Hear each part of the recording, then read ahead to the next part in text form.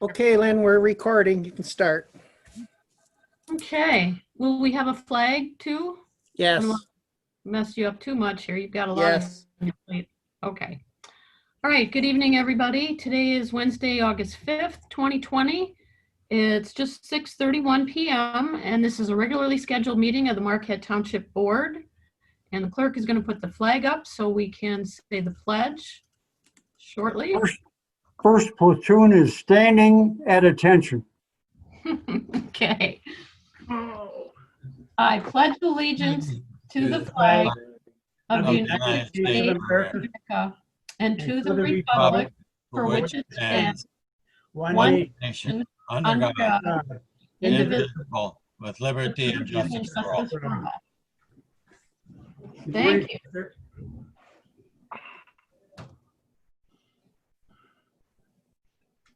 All right, we're all back. Thanks, Randy. Appreciate that. Okay, if you would be so kind as to take the roll. Trustee Marks, Present. Trustee Everson, Here? Trustee Wiegand, Here. Trustee LaRue, Here. Treasurer Johnson, Here.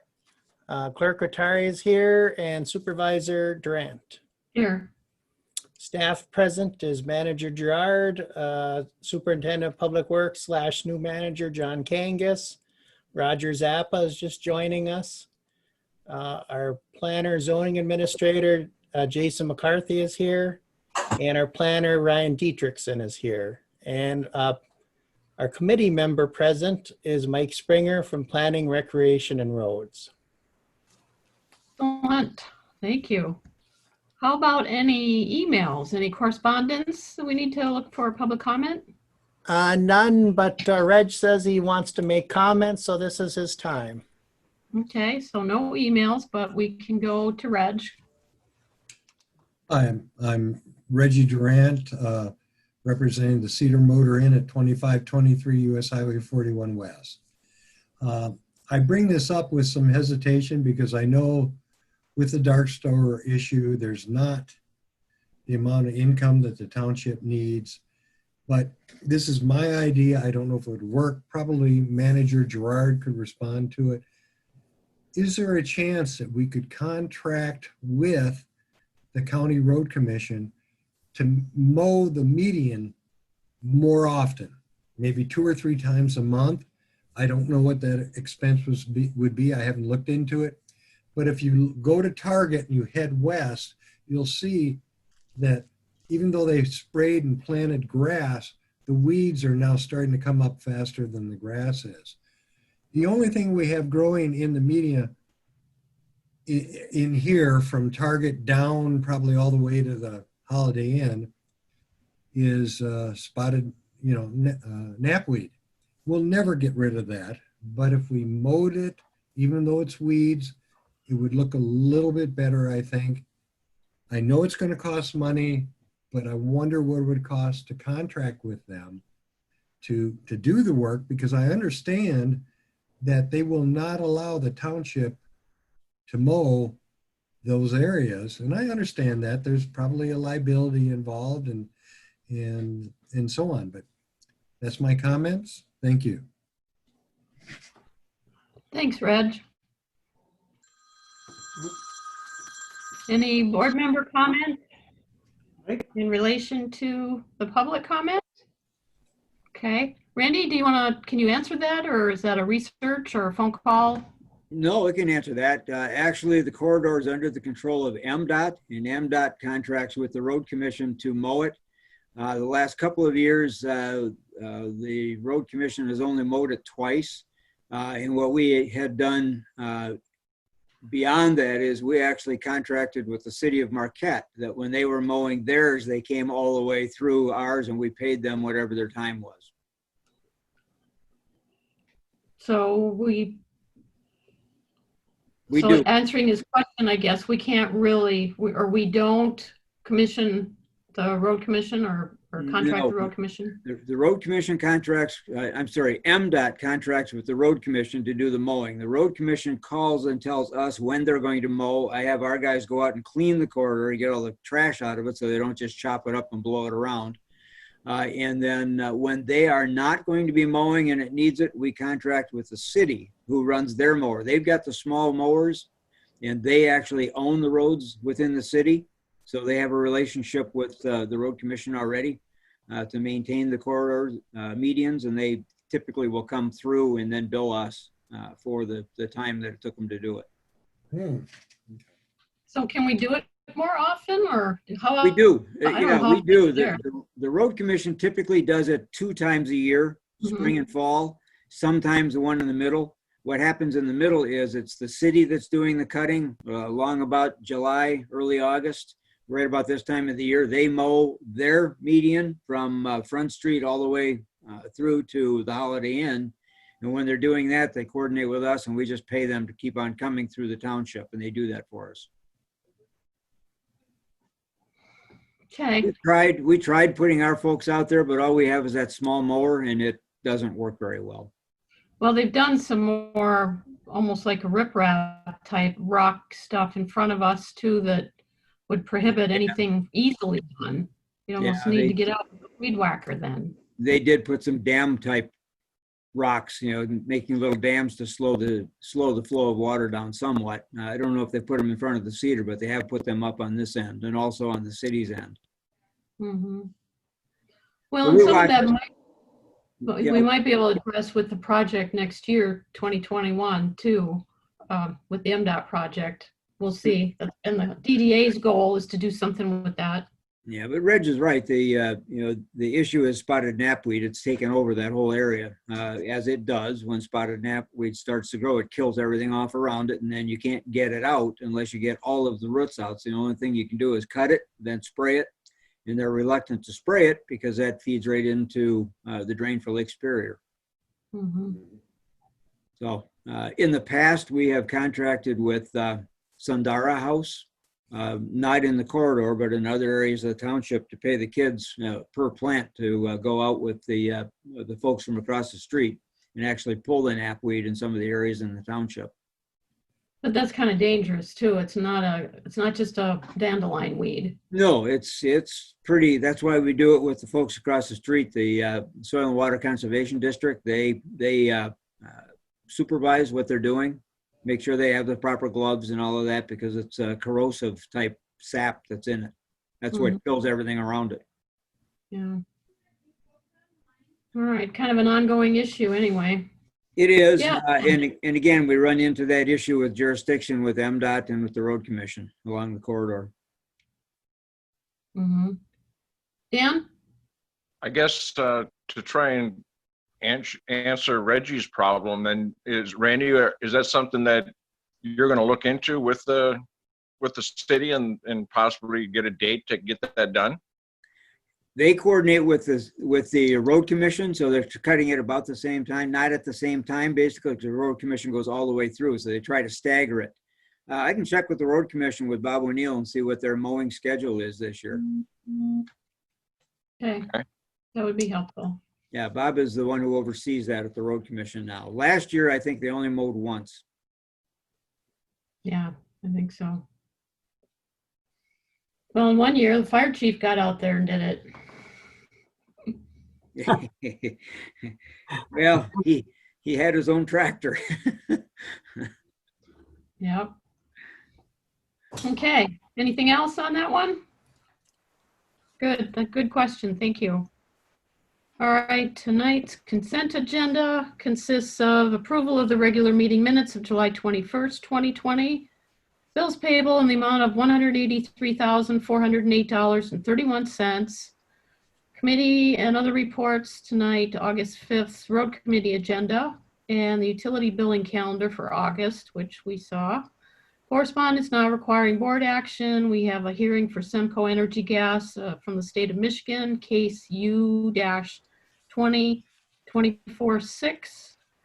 And another one for Semco for case U-2431. And Charter gave us 2 letters, this time saying they're adding a channel, 2 channels, a family channel and a Black correspondence or Black history channel. Yeah. So if there are no changes, I'd look for a motion to approve the consent agenda. Move to approve. the consent agenda as presented. I'll support. Okay, roll call, Randy. Oh, you're muted.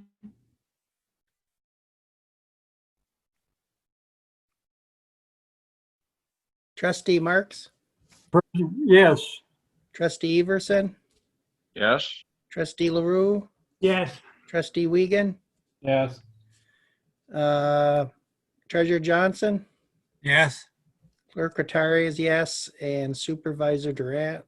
Yes. Motion carry 7-0. Okay. And if there are no changes to the rest of the regular agenda, I need a motion. So moved. Second, LaRue. Okay. Treasurer Johnson, Yes. trustee LaRue, Yes. trustee Everson, Yes? trustee Wiegand, Yes. trustee Marks, Yes. clerk Rattari is yes, and supervisor Durant. Yes. Motion carries 7-0. Okay. And I haven't been told of any conflicts of interest.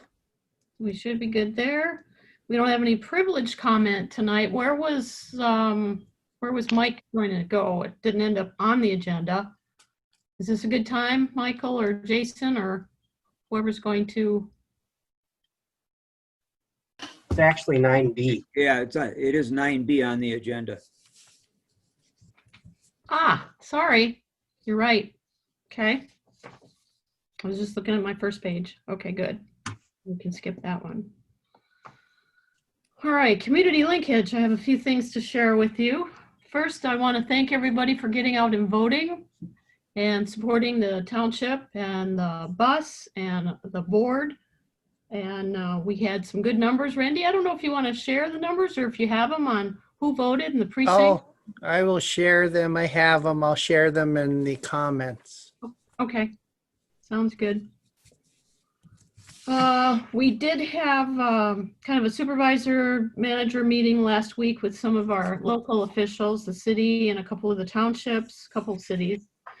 And there is that most of the conversation for an hour was about COVID and the updates and what we're kind of doing as municipalities in that regard. They borrowed or took our moratorium and used it for their own. They asked if they could, and we said, sure, go ahead. So they're going to do the same thing we did. And the health department is setting up a dashboard. I'm not sure if it's done already because we met with them last Thursday. That's going to kind of keep the public informed. So if anybody wants to go to the Marquette County Health Department website, they will have some COVID updates in there. And whether they filter them out to us, you know, specifically, we can keep you updated on that. The one thing that they wanted to confirm, or not confirm, define, I guess, better, is the definition between isolation and quarantine. That seems to be kind of confusing people. Isolation means you're infectious. That's the shortest, easiest definition. When you're isolated, you're infectious. And quarantine is going to apply to anything where you may have had contact with someone who is infectious or thinks they might be.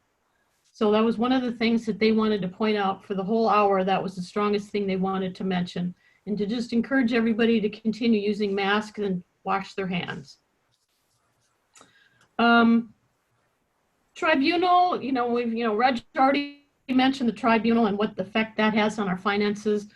I want to try to put something together with Dulcie to give us some regular updates. The public doesn't realize the impact, the decisions of the tribunal on them. It hasn't trickled down far enough to them yet where it really affects their pocketbook, because we've done an awesome job, staff and a lot of the communities around us, of making do with less money. You know, Randy has told us numerous times there's tens of thousands of dollars we're not going to have this year and next, whether it's revenue sharing or paying out tribunal back taxes for 1 to 2 to 3 years.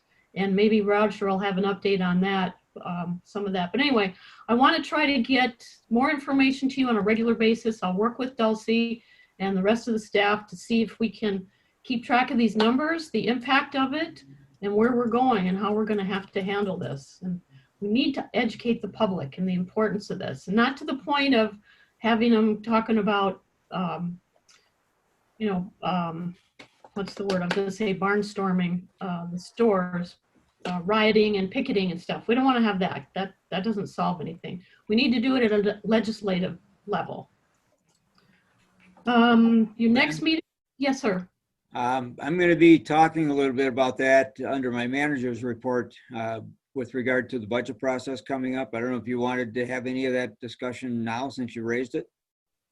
No, that's okay. It can be more comprehensive as how it Okay. affects the budget. I just wanted the board to let them know that I'm going to do a little more digging and updating.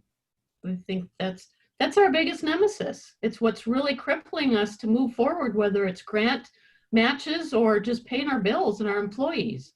It's not right. So next meeting, I already let you know that we will be, hang on one second, Pete. I'm going to present a candidate for the planning seat that's open for Leanne's position. We'll talk about that the next meeting. And then Pete, why don't you go ahead and I'll give one more item quickly. One question. I got two things, Lynn. Sure. I mean, did they say anything about people leaving our area and coming back to our area if they had to be quarantined for 10 days or anything? Did they ever say anything about that? You see Yeah, people it's from 14 Green days. Bay or Milwaukee or downstate and come back and they, are they supposed to be quarantining themselves for 2 weeks or? I had kind of the same problem here with one of my employees that ended up actually going into Ohio, having dinner and didn't even know it. And when you're that close, they're in the state, how do you decide that? But the doctor at the health department is a real stickler. He said he's barely going out. So you have the extremes of people who are down in McCarty's Cove socializing and doing whatever they want, and you have the doctors and the officials who are pretty much self-quarantining. What's a happy medium where we can actually function? But they're claiming 14 days. If you leave the state, 72 hours if you have symptoms, and with no type of analgesics or anything that would stop your symptoms. So, everybody seems to kind of be doing what they want and not what's even recommended. The hand washing and the mask, he says, we've got to continue that. All right. Are you still on community linkage? Community linkage. Are you on that now? That's on the agenda. Oh, yes. I just want to bring up one. I had a phone call tonight from a Greg McCullough. He wanted to thank the township for taking care of the tennis courts up there. He was very happy about it. He talked to a couple before, and now it's being taken care of, and he's very happy and appreciative of that, taking care of that. So he just wanted to make sure that I say that because he couldn't make the meeting tonight. So Excellent. I think it's a good thing, and I've talked to John about it because he's very aware of what happened in Chalkley because they let the course go too long, and it cost them a lot of money. And so I'm glad we got on top of ours, seal up the cracks and that, and so that'd be good. So I got to keep it good for John Marks and myself to play pickleball. So Building and ground staff took care of that. yes, they did a great job. Thank you, he said. That's it, Lynn. Great, thanks. We could actually do a little update, Randy, too, for the Michigan Launch Initiative update. We had a quick meeting today for about an hour with some of the people involved in the rocket launch. And while you may have heard it on the news, that's kind of the way we all found out about it too. Even Supervisor Darlene in too many Darlenes, in Powell Township. She didn't know about it either. So there was nothing we could really share with you ahead of time because we didn't know anything ahead of time, but we did have a brief meeting today with, I believe he's the CEO, he's the executive director of the Michigan Launch Initiative. His name's Gavin Brown. He did join some of the county officials, and John and Randy were there, and Supervisor Turner from Powell Township, Jerry Corkin, some of the county. So rather than go into an hour-long meeting, there will be updates coming. They have the intent to probably do some Zoom meetings. We're kind of stuck with this. How do you do a community forum and have, 50 people on Zoom? I mean, we could try it, but they're going to look at that in the next month or two and see how we can help them facilitate answering questions by the public for the space rocket, spaceship. It's not really a spaceship. This is all in low orbit around the planet. It's called the low Earth orbit. So they had a lot of questions from us. They know there are a lot of questions from the public. They know there are water concerns, safety concerns, noise concerns. We threw a bunch of questions at them. They don't have a lot of answers right now. So in the next month or two, they will work on that, trying to come up with some public forums and ways to inform the public, different ways. Anything to add, Randy? Well, the only thing that they really confirmed is that they are in the process of acquiring some of Loma Farms. They would not divulge how much or where specifically. We did ask specifically where they would be launching, and they're not prepared to answer that as yet. They indicate they're about 4 to 5 years out before they would be actually in constructing of a site wherever it is. They have to go through FAA and state and federal licensing still. They haven't gotten to that point. It was unfortunate that they announced it the way they did with a full-blown press conference with Lake Superior Community Partnership and the county board and everybody else making a big display of it without having told anybody. And as you can see, if you're watching online, there are 2 active petitions that are going, one in support of and one opposed to, which are diametrically different in their participation. The last time I checked, the one in favor had a little less than 2,000 signatures, and the one opposed to had something over 17,000 signatures already. So they've got an uphill battle ahead of them with regard to the public because of the way they've done this, being so quiet and secretive about it. They described the rocket when pressed. They didn't want to talk too much about it, but they described it as between 60 and 110 feet tall with regard to the launch vehicle that will take the satellites into low Earth orbit on a polar route. They'll go over the North Pole and the South Pole as opposed to the equator. So that's what they have in mind.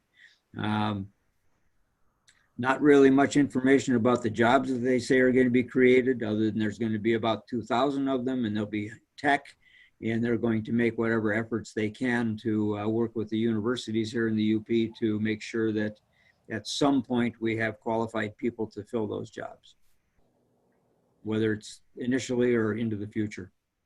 So beyond that, it's still pretty much on the drawing board from the depiction that they're giving. So they're claiming that no one will see the rocket until, I think it was an hour before launch. The noise should be 30 seconds to 2 minutes, and it's comparable to a lawnmower going off if you're standing in the yard talking to your neighbor, and then that's it. He was very emphatic about the propellant, saying that it was liquid-based so that it would be green and non-polluting when it if and when it got into the lake. It would just be nothing. Yeah. Liquid oxygen fueled. Mm-hmm. And the focus is primarily, at least for right now, remote education, satellites for education, telemedicine. He spent a few minutes talking about how you can, basically communicate easier with any hospital or EMS or ambulance in the country, making it easier. Broadband, of course, there are a lot of areas in the UP we know that don't have good service, if at all. And a lot of that is what the purpose is. And obviously they would be paid by whoever these are, the Verizons or the medical facilities, to put the satellites in space. So good and bad. And our county commissioners are just saying, please have an open mind before you totally agree or totally disagree, until you at least have enough information to make a good decision on how you feel. So they will do the best they can to try to educate everybody coming up. Any questions or anything? That's about all I had on that update. All right, we can do committee updates then. If you want to start with the Planning Commission, Dave?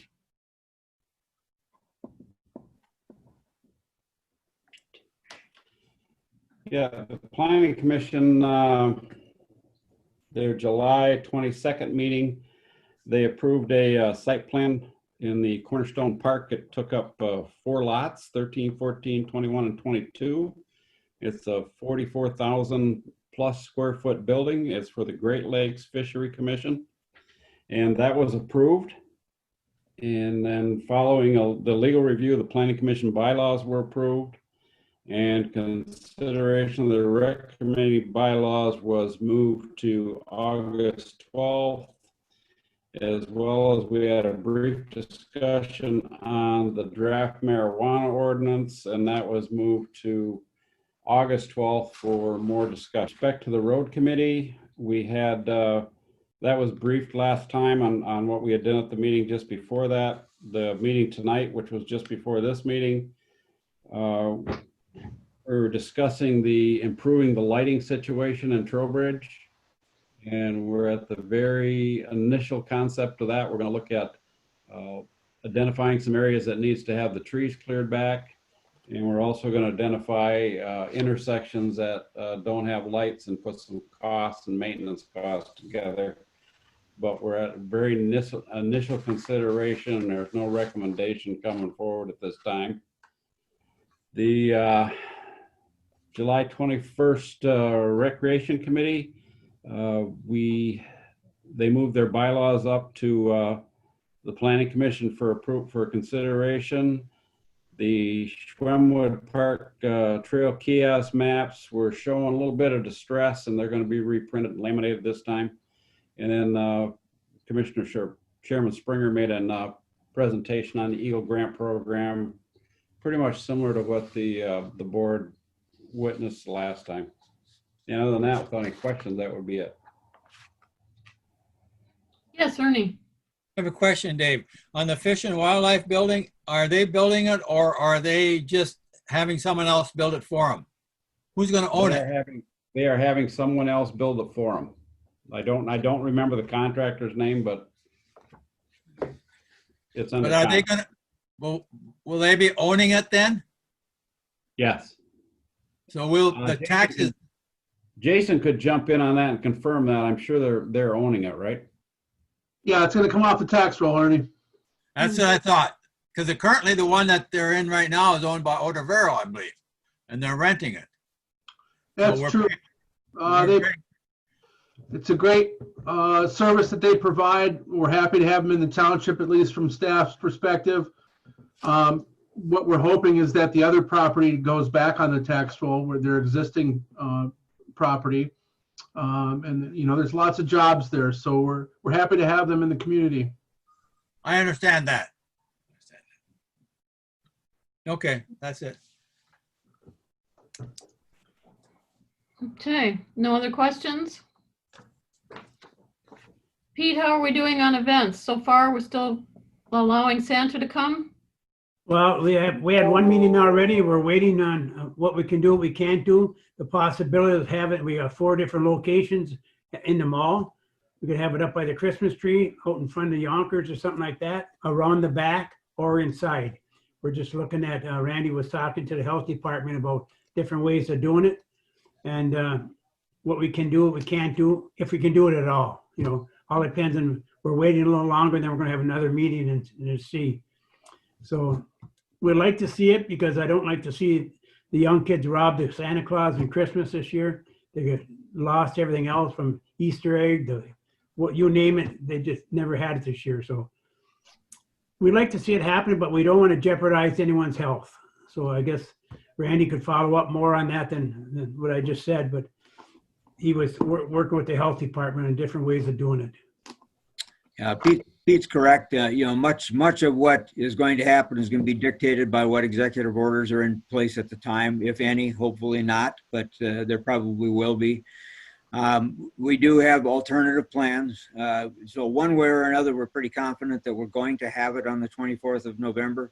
We just don't know whether it's going to be outside or inside or a combination of the two to be able to maintain the social distancing and to make sure that whatever we do is done safely. Usually we have a crowd of somewhere between 150 to 200 people. So if the crowd limitation is still at 250, we don't have a problem. Todd Nordyke is lining up the music basically for it. We have a volunteer. We already have the Santa Claus selected. Super One is on board for the food. The health department has approved them for the way that they will be doing it. It'll be served as opposed to a buffet type. So those things are all in place. We are trying to, in fact, right now we're trying to schedule another community events committee meeting for next Wednesday. I've sent an email out just a little earlier today to the members to see if we can get together Wednesday at 11. Okay, any questions on that? All right, thank you for those updates. Tonight's draft committee reports includes the election committee minutes of July 21st, road committee minutes of July 7th, and much of the packet of the Iron Ore Heritage Trail Recreation Authority. I don't give you the whole thing because it is online, but I'd like you to see some of the financials and what their projects are. They've got some erosion going on that they're working on, and the I'm not sure if that their coal building is done. They had some ropes and stuff outside. I'm at a loss tonight, I guess, for what that's called. Kiln. Yeah, the kiln is almost done or done. I think that is completed. Okay. Is it? I saw some yellow things around it, so I wasn't sure. Okay. 9A is consider additional curbside recycling trucking costs. We talked a little bit about this last meeting. John, where are you? There you are. You want to share something here on I'm this? here. Okay. Sure. So we all know that the landfill is converting their recycling facility to this MRF, which is going to accommodate a single stream of recyclable materials. The acceptable materials are what's basically pages 3 and 4 of the landfill memo. The same materials that are currently available, or the same materials that you can currently recycle as a dual stream. And beginning September 1 through October 15th, plus or minus, the landfill has to stop accepting materials because they will be installing that new MRF equipment. And they have arranged a temporary storage facility at Sawyer for that window of time. Unfortunately, it will be an added trucking cost to us. That cost, as dictated by our contractor, is $250 per trip. So for a 7-week period, we've got a cost of $3,500 to consider that the solid waste fund would have to pay for if you so choose. The other option would be to do what some smaller townships are doing, and that's asking their residents to stockpile their recyclables until the landfill starts accepting them again. We talked about it and had concern about those recyclables ending up in the landfill instead of staying in a stockpile in your garage or basement. So the recommendation would be to take the funding for that out of the solid waste contingency, which is available for the amount calculated, and to continue the curbside program through this interim phase. Okay, Randy? I'll make a motion to authorize North Country Disposal to collect keep collecting residential curbside recycling materials for the period of September 1 through October 15th, 2020, and to approve the additional trucking cost to Sawyer at $250 a trip to a maximum of 1 day per trip for a maximum total of $3,500. Or Okay, motion and support. Any other follow-up questions? Dave? Yeah, I just wonder if it's just me or if the rest of the board is along with that. Is there ever anything we're gonna do with that solid waste authority? That this whole thing of, we started down this trail, what, a year ago? And we just keep getting add-ons on the bill. It's like there's no planning at all. Whatever they feel like doing at any given day, they just throw the savings onto the townships. Yeah, that's it exactly. Every meeting I go to, whether it's, they're live now. Some of them were not even Zoom, they were on the phone, which is very difficult to follow. But doesn't matter how much I object or the questions I ask, they've got their mind made. And the Ishpeming Township Supervisor and I are asking questions all the time. Where's the money coming from? Why don't we see the plans? And it goes in one ear and out the other. Well, I would certainly hope the next time their 20-year contract comes up for renewal, that we would not take their word for anything. A lot I'm of not that's gonna vote for it. governed by the articles and everything too, though. Yeah. Kind of stuck. Pete, go ahead. I'll be sure not to vote for it, Dave. Can a resident bring their stuff out to Sawyer if they wanted to save it? Once every 2 weeks or 3 weeks, if we don't go along with this? Not sure. I'd have to check into that. I certainly can get back to you on it. I would think they would not want individual residents driving out there to their drop-off facility. Be conflict with the trucks. And identification and everything. Yeah. They'd have to have IDs at least. And I then they'd would- have, Yeah, I would think they would have took that into consideration, that they have to still take care of it for the time it takes to build this thing. And I don't know, it just, You mean planning?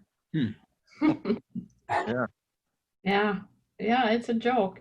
Seriously, the only way that there's going to be an impact on that group is if all 19 townships can get together on whatever the specific issue is. We have the strength out of the 22 plus the one county seat, if you will. It's up to the townships. They work for us. They're an authority for the 19 townships. who's And- gonna pay for all the containers, Lynn? Some of them are coming through grants. I know, okay. Yeah. I don't know. 2 or 3 of us at the meeting every time doesn't do any good. It doesn't, we don't have that impact. And some of the things they were considering, and even the issue a month or so ago with the Board of Light and Power and what they were doing with the building and taking their not recycling, but, well, some of it was recycled. They're dredging. Taking their trash, basically. It's just like, whatever, this is what we're gonna do. They didn't listen. They had 7 or 8 letters that they read, and the majority of the people who wrote the letters either had very small contributions as far as being a BLP customer, or they didn't have BLP at all. They had UPCO or something else. And I thought, why are you even considering letters of support from people who don't even participate? It didn't make sense. And they based their discussion and their decision on the letters of support. I don't understand how they think. I struggle with it every time I do a meeting. I don't know. I don't know the answer, Dave. Sorry. I just Well, wonder how much if you stuff recall are we talking the about? way this whole thing started, way back when we signed the contract, is their presentation from Brad, I believe it is, was that they were going to address our concerns about the lopsided representation on the board if we would just go along and sign this thing. We've signed it, and where is that issue? That's not even in consideration at this point. The last meeting I longer an went to, there was a brand new board member. It was nobody I had ever heard of before. And I don't know what part that they represented or where they came from or who appointed them. They just, oh, welcome so-and-so, and they go on with the meeting. And it's like, when did this happen? It's very dysfunctional. Randy? Well, both Randys had your hands up.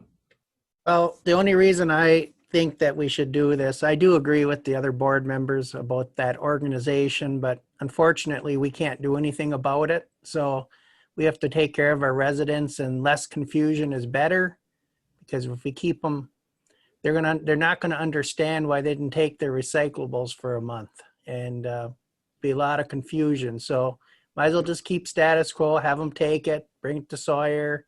They'll deal with it later, and we can move on. Lynn, I just don't want it in the woods. Mm-hmm. Yeah, That's we what talked I'm about afraid. that. Randy? Question for John. Does glass figure in this at all yet, John? Are they doing anything with the glass recycling? When they build their MRF facility, they will also be installing their glass crusher. And then it will be up to each individual municipality how you collect it. And I believe the last time I talked to North Country, they said they'd be willing to work with us to have a dumpster at their transfer station. So anytime you go up to bring your bulk items for the first Wednesday, you can also bring your glass. So you have to stockpile it for a month. That is crazy. Unless we come up with something else. They're not planning for glass in the single stream because it contaminates the valuable recyclables. So it's not really single stream. Single stream plus one. Oh, they're buying a separate machine for it, though. If I remember right, it was about 700,000. Yeah. They will process it. Yeah. Okay. Correct. Okay. I think we had a second, didn't we, Randy? Yeah, we're ready to vote. All right. Anything else, though, anybody wants to ask? All right, go ahead. Clerk Rattari's yes. Trustee Marks. Yes. Trustee Wiegand. Yes. Trustee LaRue. Yes. Trustee Everson.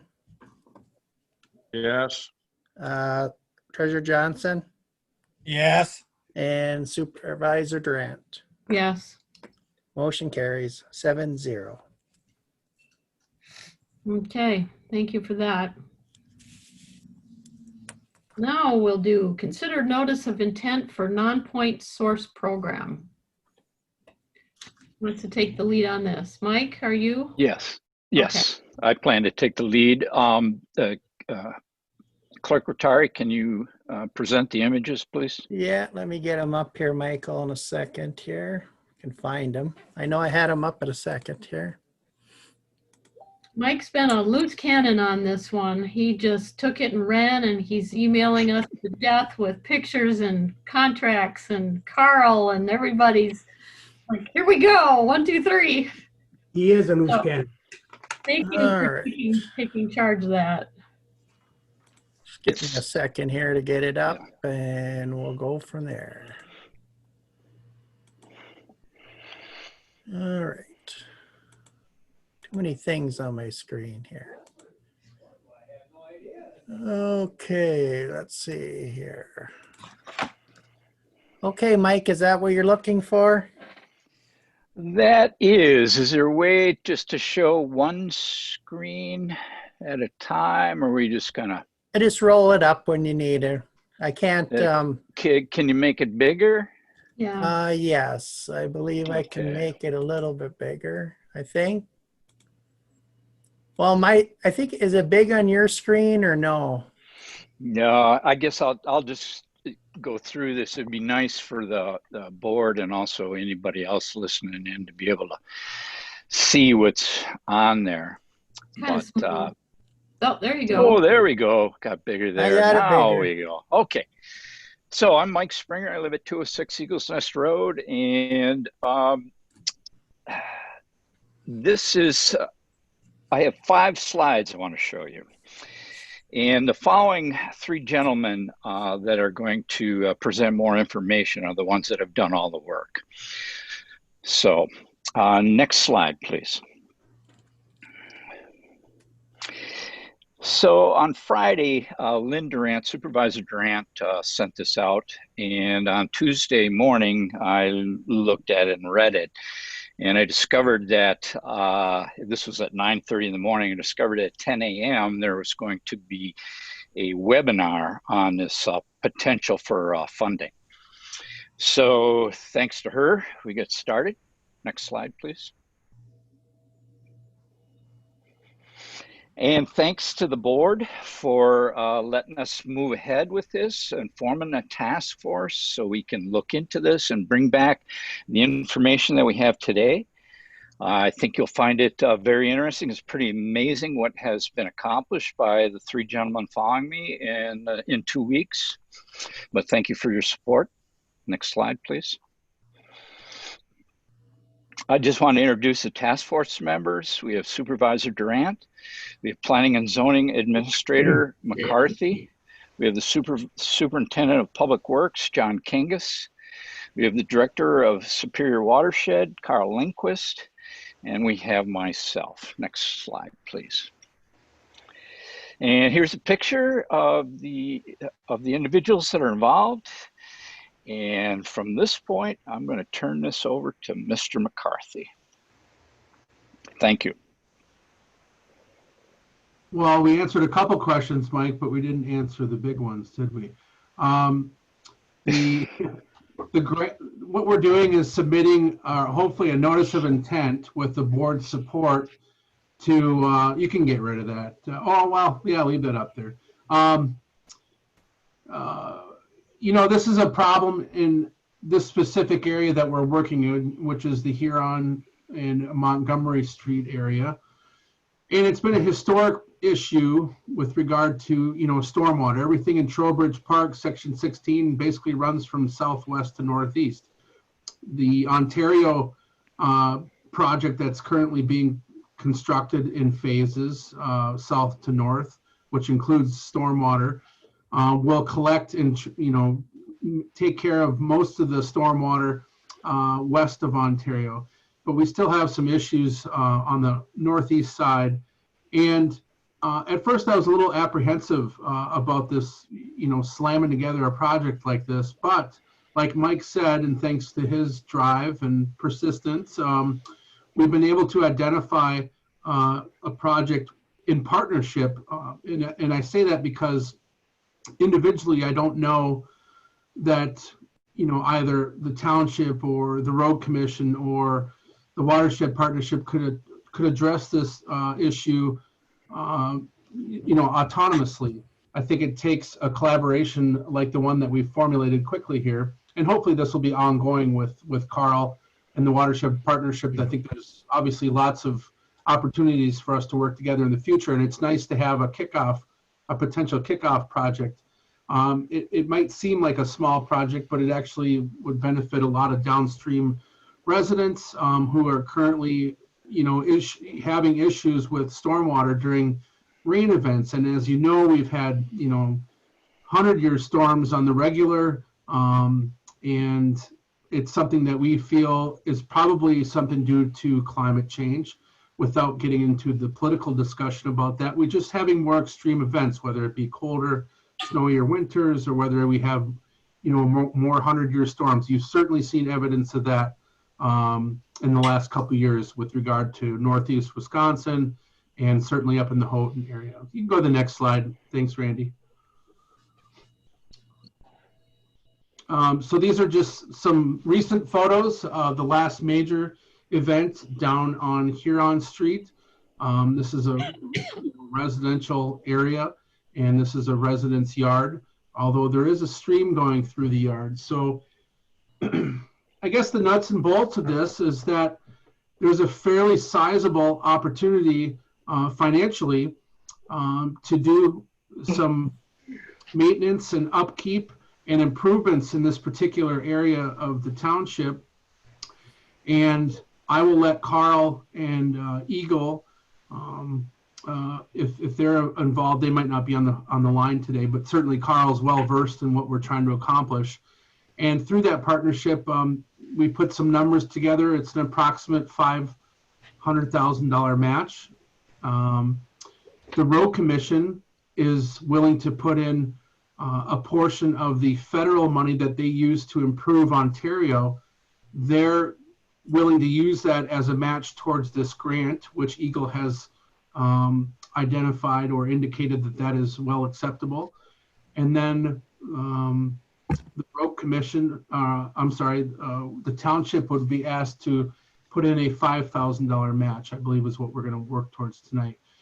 So with that being said, there are a number of improvements that are proposed with this, and I would turn that over to Carl from the the Superior Watershed Partnership to fill us in on his plans and what kind of benefits this provides the residents in our community. Next slide.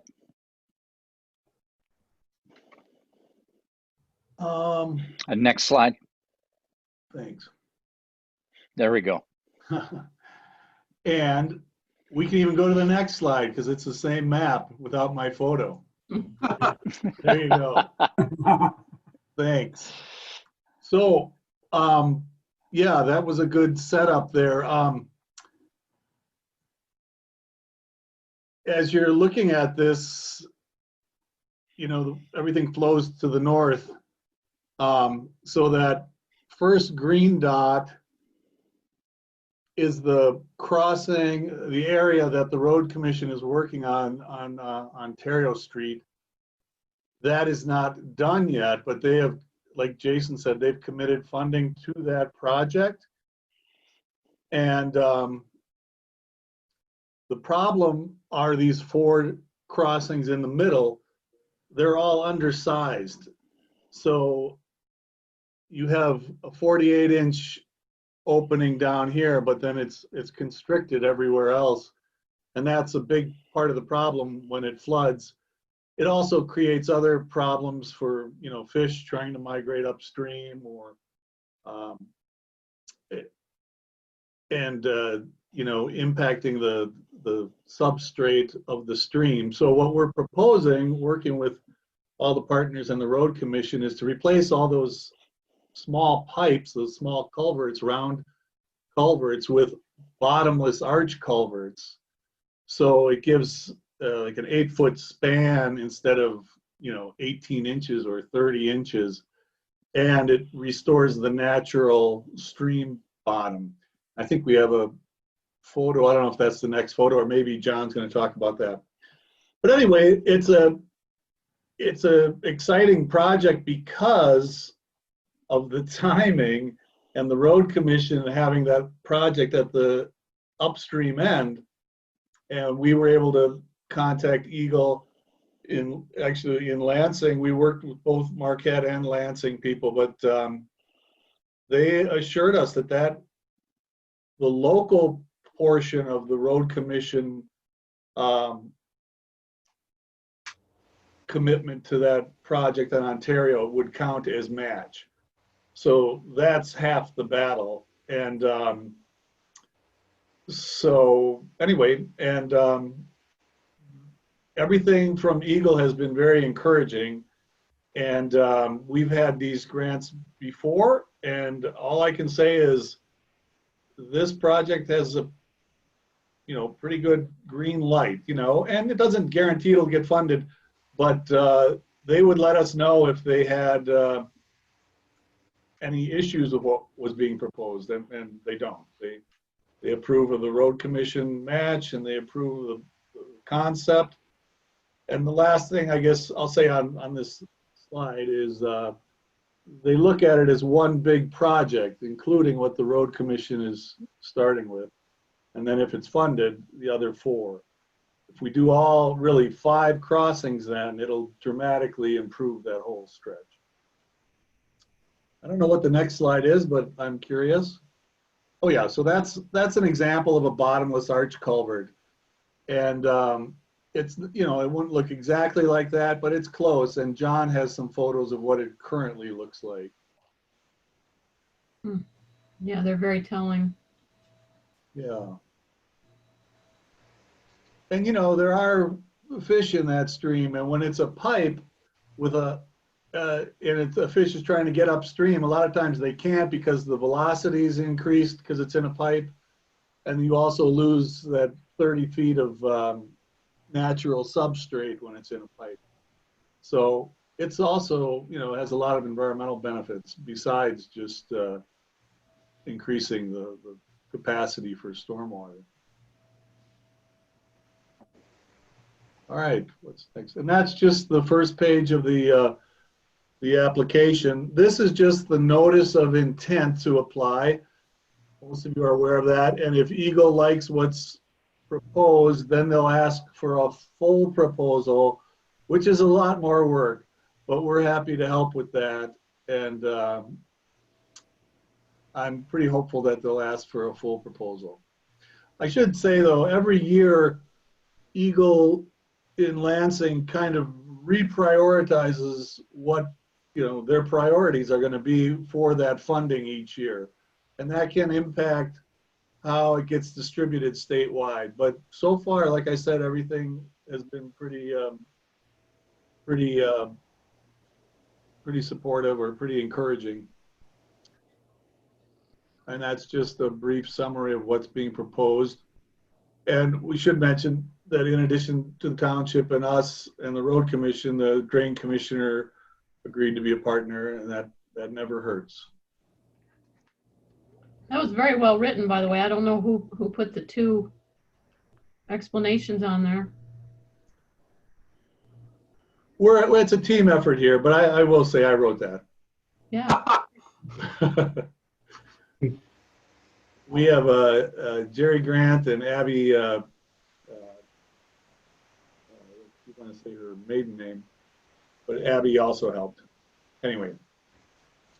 So Carl, could you go through the, you know, the project scope? Basically, we know what the scope is, but as far as, you know, what if the township board supports this, you know, how their money is going to be used in comparison to what other money sources are out there for us? How the township funding will be used? Well, as you know, the vast majority of it will be contractual for engineering and heavy equipment to do the work. We put in 5,000 in match, the SWP, as well as the township. Again, if we get invited for a full proposal, we can work out these details, but what we foresaw, you know, it's better to have the township submit it. So you will be submitting it. And so there's money in there for the township to administer the grant and coordinate the project. So it's just 15,000 in grant funds for the township, plus your 5,000 you're committing in match, which can be in-kind match, you know, staff time already funded or materials, or there's a number of things that fall under in-kind. So the township is in there for 15 with 5,000 in match, and the SWP is in there for 15 with 5,000 in match. And we see some of our technical staff having a role, but mainly it's for our Great Lakes Conservation Corps, which every summer we have, this summer we had 20 young adults that make up the Great Lakes Conservation Corps, and they will be doing a lot of the planting and handwork that, you know, heavy equipment operators are not good at. So if you really want a finished project with a restored riparian buffer, native plants and all that, that's the role our Corps provides. And they're cheaper than contracting it out too, and they do better work in general. But the lion's share goes to the contractual to put the culverts in. I think it's John's turn.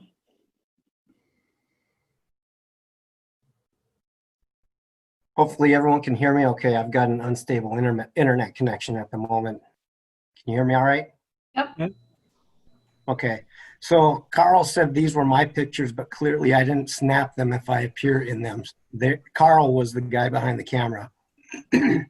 This first culvert is the 30-inch culvert at Huron, and you can see where I'm standing. There's already been a concrete patch done to the road that was just paved a couple of years ago. And on the downstream of that particular culvert, we have significant sedimentation buildup that's restricting the discharge. I believe as part of this project, that sediment has to be removed so that water can flow freely. The second culvert, my computer's moving slow, but the second culvert is actually at Erie. So that's where the river is kind of heading north.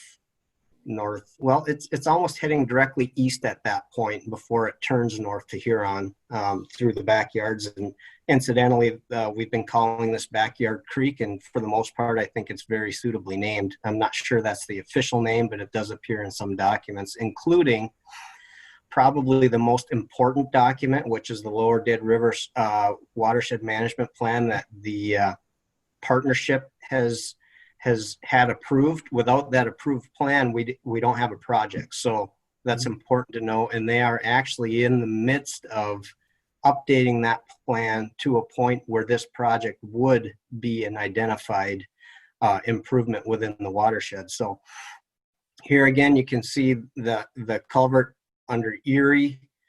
Just downstream of this culvert, there is a fairly large depressional area that would hold quite a bit of stormwater. Keep in mind, once you get out of the right-of-way, everything is private property. So, excuse me, there are some issues there that any agency involved in this discussion won't be able to address without a much greater project. So all we're looking at is what's within the public right-of-way. This is the crossing under Norwood. You can see the inlet of this culvert was heavily fortified with riprap. And this is the culvert that was unable to handle all of the water that was shown in the prior photos during Jason's discussion, where the water was right up to the driveway, almost in the garage, maybe even went in the garage. I can't remember, but they had their entire yard was underwater for the most part. And it's because we have a 30-inch culvert that can't handle the runoff. And then the last culvert would be at Montgomery, which is really what started this whole discussion. During one of the earlier rain events, we had a washout of part of the edge of that, the road there, which was also paved. This is the outlet of that culvert, and you can see there's significant sand build up here too, where the half of the culvert is actually flowing full at all times because there's so much sediment buildup. But that's the 18-inch culvert, and everything upstream of that is already backing up without the improvements proposed for phase 2 of Ontario.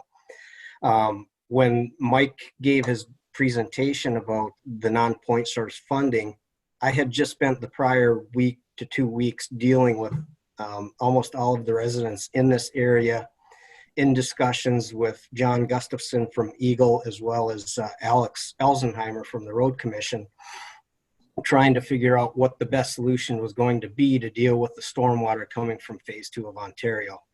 And I think if we had turned back the clock 5 to 10 years, maybe it would have made sense to do the north end of Ontario first, but it's too late to turn back the clock. That's the way the project is being built. So this would be a perfect opportunity to solve a lot of the drainage problems that are being created due to climate change, as Jason suggested, and improvements to our infrastructure with a relatively small commitment by most of the agencies, because the Road Commission has already ponied up a significant match to the $375,000 small urban grant they have for Ontario. There might be one more photo that shows the washout of the shoulder of the road. And that was brought to my attention by Chief Shanahan, who happened to notice it on his way into work one morning. And there was a 2-foot deep sinkhole on the edge of that road already. So the road commission came and filled it in, and you can see it's already washing away again. If that culvert gets replaced, some additional armoring on both sides of the road, I think would help with minimizing future erosion. I see Jason's got his hand up. Go ahead, Jace. I'm just wondering if that cone is to scale, John. Never mind. Yeah, I really, I can't stress it enough. You know, we have, I mean, I'm sure, I want to thank Ryan too. Ryan chimed in on this quite a bit as well. But I bet you we could do a quick map and show you how many homes or how many properties would benefit from something like this. And then to have it set up with, you know, some riparian rocks and a much more natural setting. I mean, you could have potentially people fishing in their backyards again. But, you know, this is a long-standing issue. It's an issue that staff gets beat up on, saying, you know, oh, you guys aren't going to do anything about it anyway. Thanks for coming out. This is a real opportunity to impact the lives of a lot of people in our, you know, Trowbridge Park, Section 16. We got 55% of our population. So over, you know, 2,000 people, I would estimate, with the current 2020 census coming up, that would be impacted by this this project. And like John said, it's a very timely thing. And what Carl said about, you know, the opportunity to tie in with, you know, a project next year for a fairly significant or insignificant amount of money is, you know, I guess from my perspective, I can't stress how important I think this is. Dan? Yeah, I'm going to be fully supportive of this. I've lived this. I'm living on Badger Creek for years. I fought with the road commission for approximately 10 years. I had a 52-inch culvert upstream that came down to a 30-inch in my yard. And every time, it's not just 100-year storms, anytime we got a torrential downpour, my yard was flooded. The stream would go over the road, and then I had to fight the cleanup and the erosion and everything time after time after time. The only way that we're going to fix this is by putting in some larger culverts. And I can't stress enough the importance of getting this done sooner than later.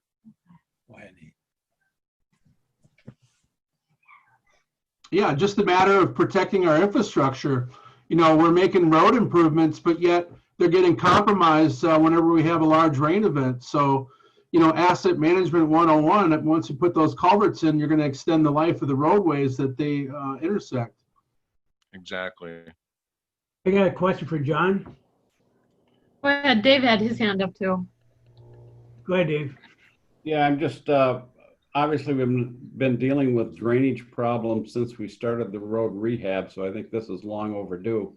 But just to narrow it down, what exactly are we looking? We're looking for a commitment from the township for how much in match? 5,000.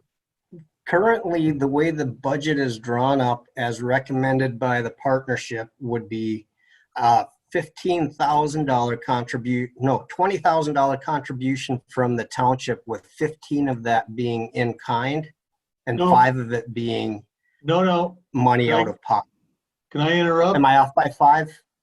You're off. Yeah, I think we got it backwards. I'll have Carl answer that. The township is actually in the budget to receive $15,000 in grant funds to administer the project and partners, but you have to provide $5,000 in match. That may seem counterintuitive, but it's a very common practice in grants.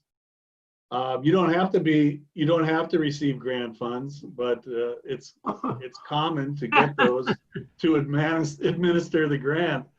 And then, so anyway, Are we able to share those grant funds if successful with our partners to for design and engineering work?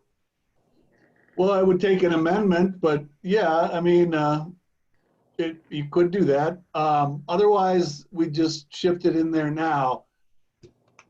But I think there's plenty in the design and contractual line. There's over 400,000 in there, and you know what we're putting in there for the township and the SWP is very small in comparison. So the total match for the township is 5,000. Okay, that's, yeah, the board needs certainty there, especially Treasurer Johnson. So a $5,000 ask for a $500,000 stormwater project that almost, well, I wouldn't say completely, but certainly the lion's share of our drainage issues in Trowbridge Park, section 16. So just to finish that up, so you're looking for a motion to authorize to move ahead on this, or are you looking for a resolution to authorize the $5,000? Both. I don't think you need to officially commit to the 5,000. You need to show support for the plan so that we can submit the notice of intent. I believe that that's what's necessary. I would make a motion. We don't know if we'll be selected for a full proposal. I would make a motion to that effect, and I believe if it does require a resolution, that resolution has to be in front of us before we can consider it. Correct, Roger? Yes. That is generally correct. I'll support the motion. Okay. Manager Gerard, Can I say something? hang on. Randy's muted. You're muted, Randy. I can tell what he's saying. You're muted. Can I say something? I don't believe anybody has asked for any kind of legal input on this. We do not have drainage authority. The drain commissioner has drainage authority. But he's a partner. We don't own the roads. We understand that. We've covered that base. With Roger? The drain commissioner. No, I'm asking Roger. Is there anything from our standpoint, Roger, legally that you see as an issue? I haven't seen anything on this. This is the first I've seen of it this evening. I mean, we just can't spend township money on anything we want to spend it on. There has to be a specific definable benefit. The motion that was made was to support further involvement in this and support for what's been proposed. Not notice of intent. Yeah, notice of intent. Correct. That notice of intent includes township funds. Well, could I say something? As I mentioned, this is the notice of intent. If the township gets invited for a full proposal, you can decline at that time. Also, the notice isn't due till August 14th, so you have a little time here. But then if they invite a full proposal, that'll take a while, and then it gets to an agreement with the state, and that's where you have to commit to that's your last chance to back out. Okay, But we're talking for the motion of intent, and I would, as far as the $5,000 go, I would wager that if the township can't spend township funds, we could take up a collection and get that much money to get rid of a headache. I'm not speaking against the project at all. I think it's a necessary project. I just want to make sure that we don't put ourselves in a position to be liable for something that we should not be liable for whatever reason. Yeah, since it's not our roads. But we've got time to look at the legal aspect of that now. We're just authorizing the notice of intent to move forward with the grant process. Right. My job is to raise it. Yeah, and I'll just reiterate that the road commission and the drain commissioner are on board. So whatever authorities they bring to this are covered. Carl, usually with some kind of a letter of intent, there's a penalty clause if someone backs out or something happens. Does that apply here at all? No. Because it's so general and it has to go to 2 more steps then. Right. To be more locking. Okay.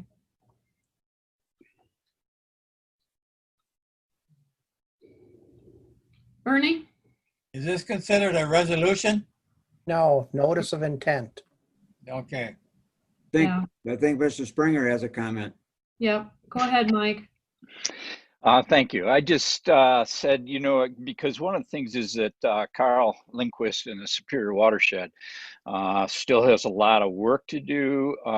And, You do, I mean, not at this point, but if we are going to send in a notice of intent, I think it would be good for us to at least to put the $5,000 now, and as Carl's pointed out, later on we can withdraw.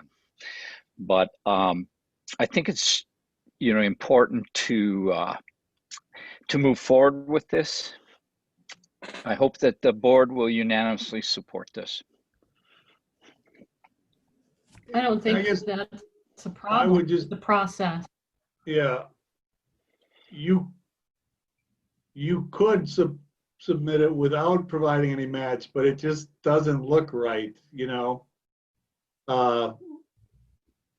It's best to have the township, whoever's submitting the grant, providing some match.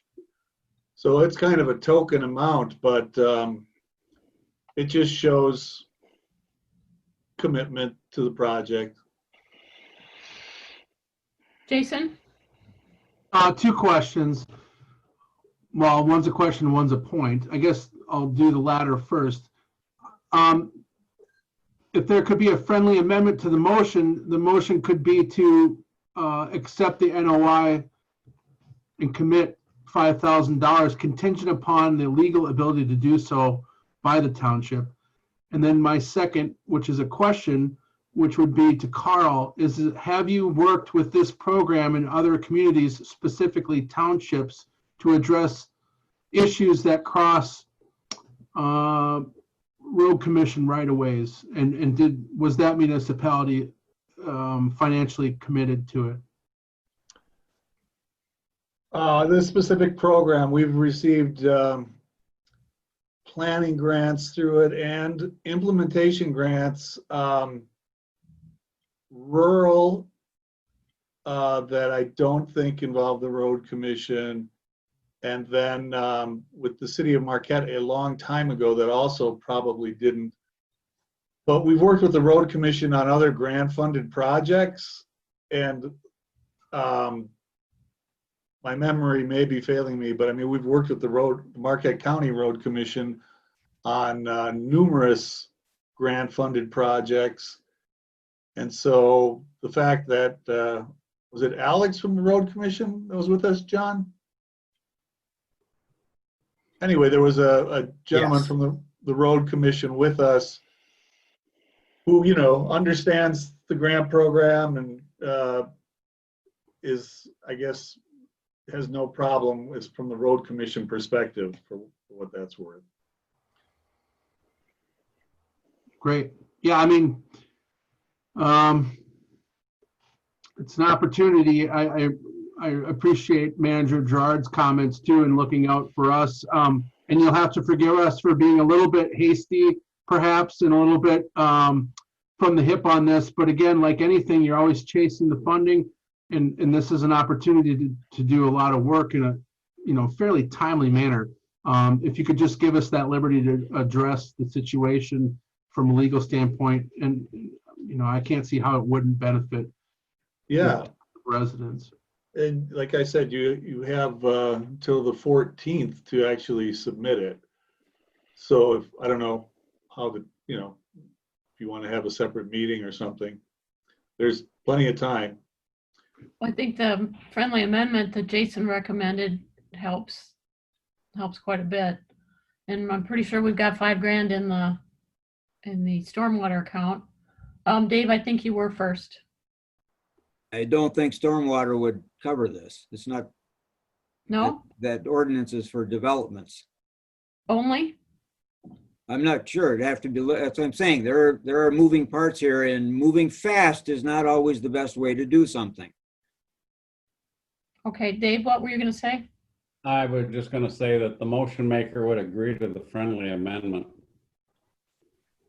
And I think, John, you supported, right? Yep, And you're okay with that? yes. Okay. Ernie? Going back to dollar amounts.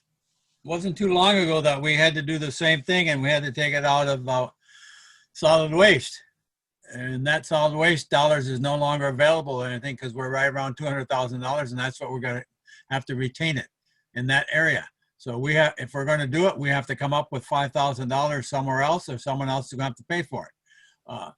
It wasn't, like I say, it wasn't too long ago when the discussions that we weren't really going to look at further projects or matches because we didn't have money and that.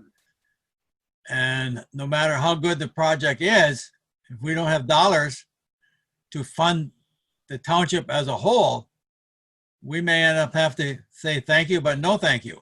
And I think that's something we as a board is going to have to look at. No matter what comes across the desk, we have to find out where those dollars are going to come from, because we don't have that pot of money anywhere anymore in that, and it's going to get worse in that. So This was a discussion that I was going to have under my manager's report, but it's important to have it now because I am looking at cutting in the 2021 budget, cutting services, because we will not have revenue to cover everything we're doing presently. It's not going to be there. I have one more point. We have 4 tax tribunal cases pending. 4. Walmart, Meyer, and 2 Odavero properties that will, 2 of them generate 3 years of return taxes out of our general fund balance, which will leave you $100,000, period, in your fund balance, including your 3 months of security. That's why I'm very concerned about expenditures. And when this conversation came up at the last meeting, I told you there is nothing in the general fund to put towards a match. You agreed with that.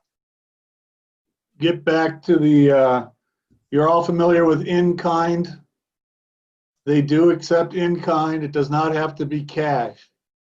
And in-kind, I'll send John everything that includes, but so there's other options besides cash. The other thing I want to mention is timing. That's probably more important than the match issue. There is no way, if just by coincidence the road commission didn't have that project scheduled, the township would have to come up with over $100,000 in match to do this project.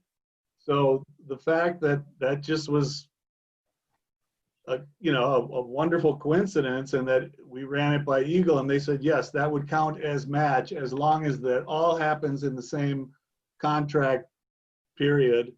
And it will, that you don't have to come up with over $100,000 in match. So I guess I'd just say, keep that in perspective as when you make this decision. It's really a gift that the road commission is providing with that match. Yeah, it is the board's decision.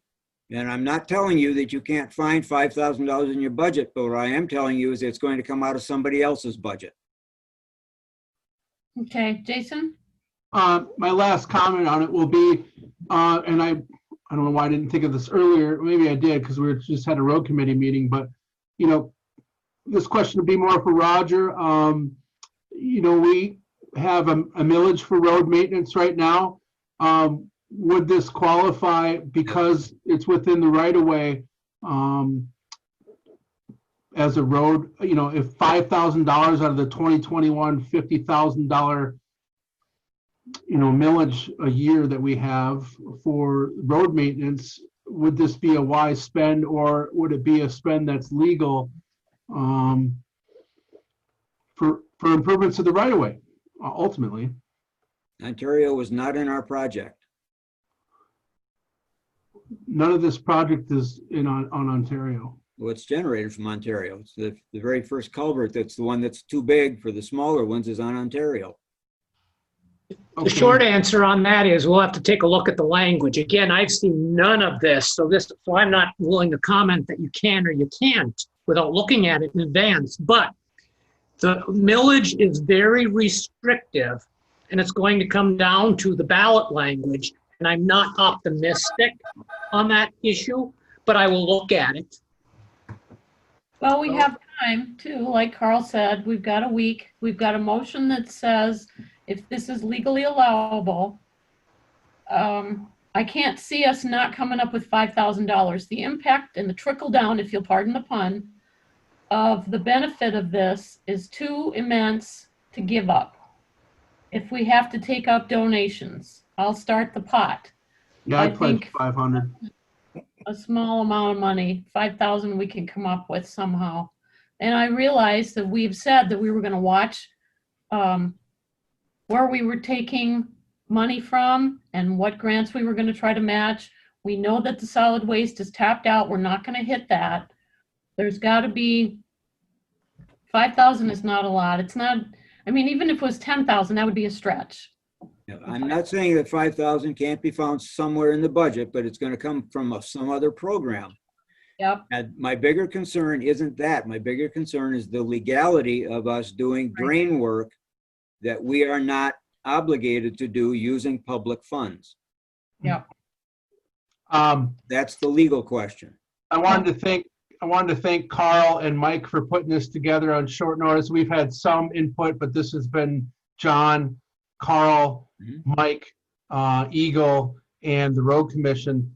Thanks, Carl, for staying up late tonight here with us. I want to say that being in this situation with COVID and then compounded with, the big box issue, it really hurts our ability as staff to be creative and solve problems. And that sucks.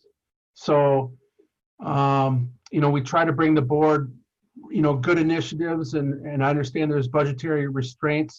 All we can do as staff and as other agencies in the area is to bring good projects to the board and have them, set them up or knock them down. So I appreciate you bringing this to us, and Mike for, really hitting this home. And hopefully we can scrape this together and make this work, because it's a pretty significant project.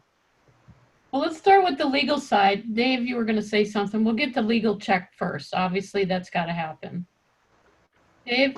Yeah, I was just going to suggest that if worst case scenario, it's only $714.29 per board member. Yeah, you're right. Randy will be collecting retirement, so he should contribute to it too.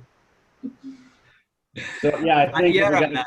buy-ins What's around your the legacy, Randy? What's your legacy? What's that? Say, I think if we got a few more buy-ins of the people that are on this Zoom meeting, we could get that down to 500 a person.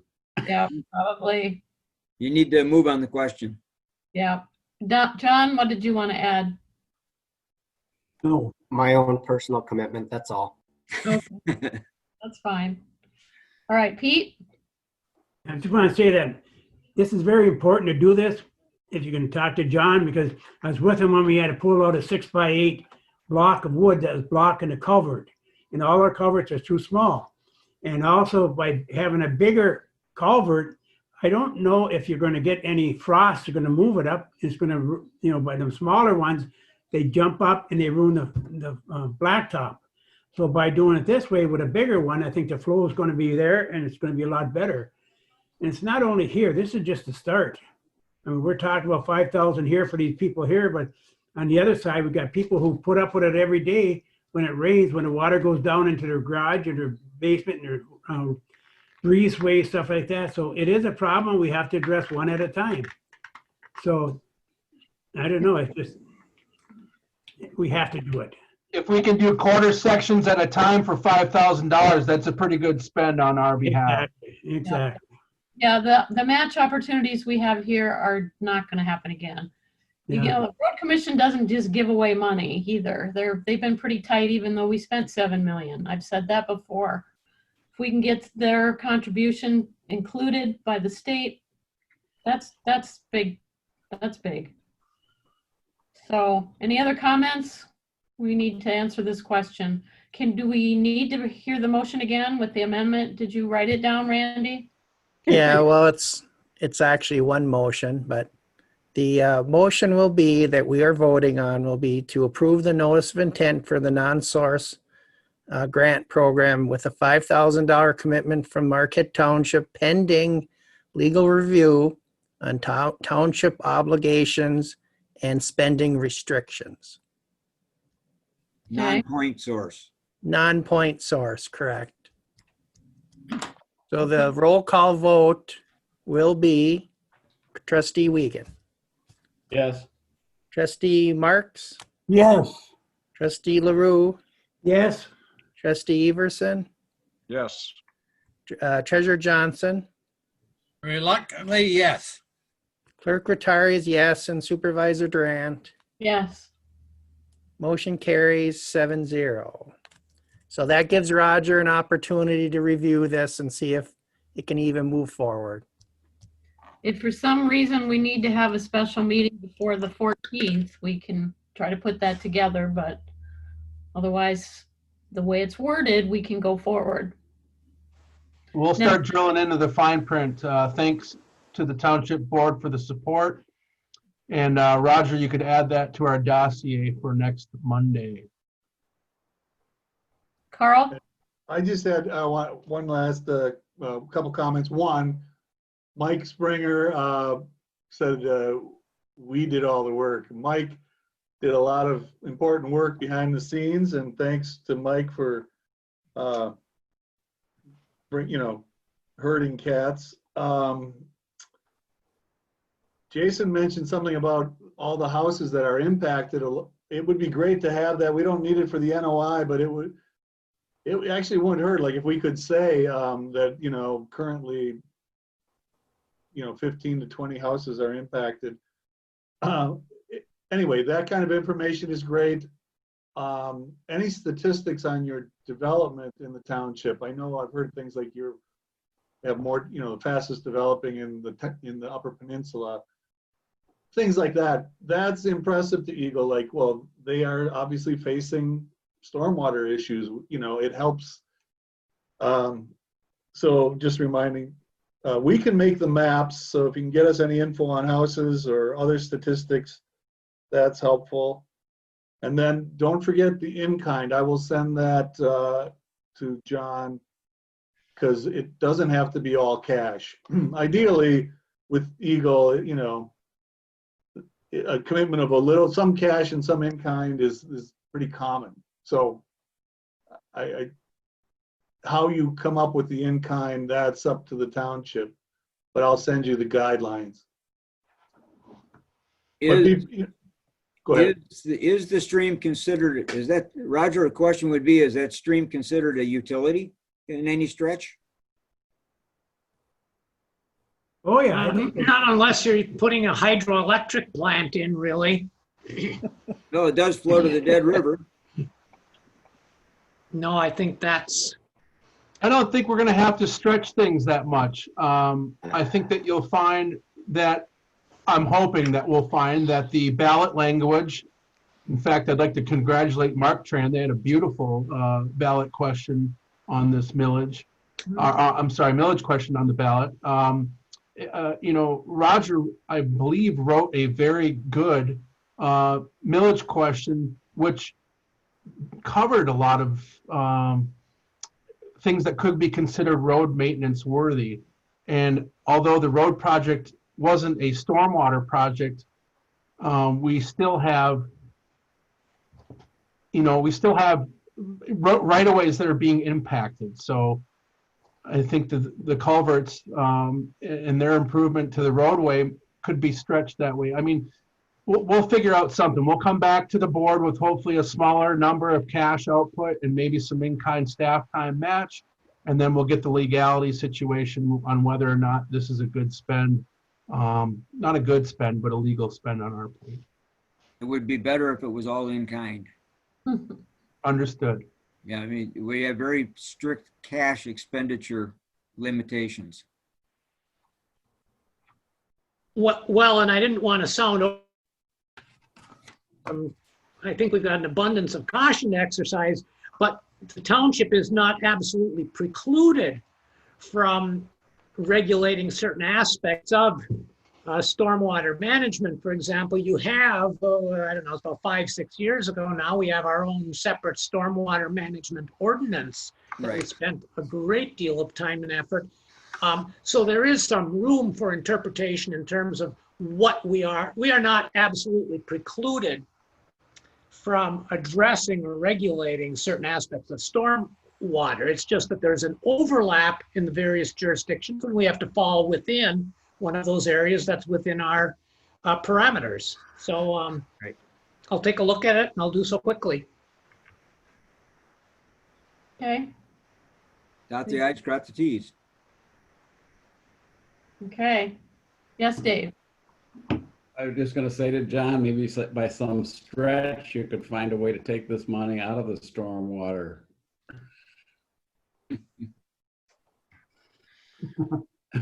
We'll review the ordinance. Full transparency. Just for stormwater detention. Oh, we could go to the dark store people and ask if they'd like to donate because they're going to be a benefit.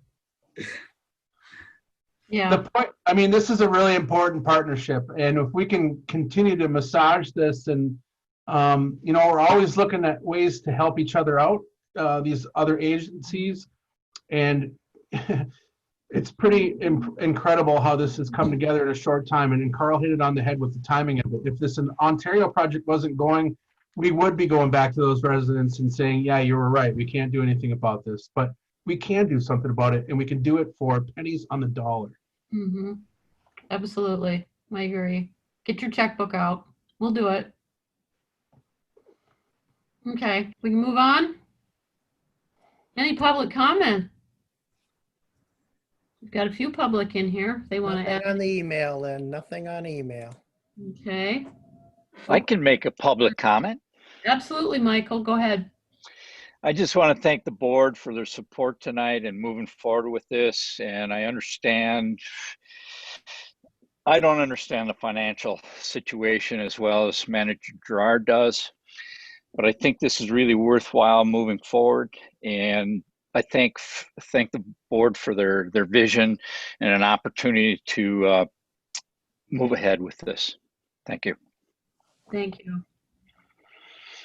The fire alarm's going off, calling the guys. Yes, Carl?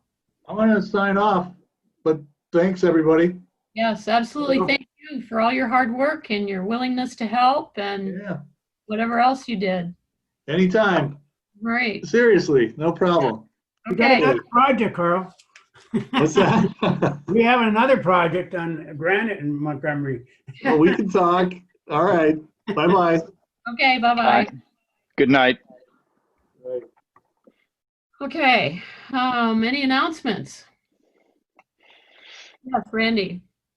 Okay, so we had the primary election yesterday. I'll give you some statistics. Put that up here on the screen. You guys can see that, hopefully. Now I'll kind of move it in the middle if I can here, but get it bigger. But anyways, we had, yesterday we had 303 people in person vote, and we had 1,189 people vote absentee. That's the most ever in any election in the township. Previous numbers, 886 people voted absentee with a total of 1,189 total.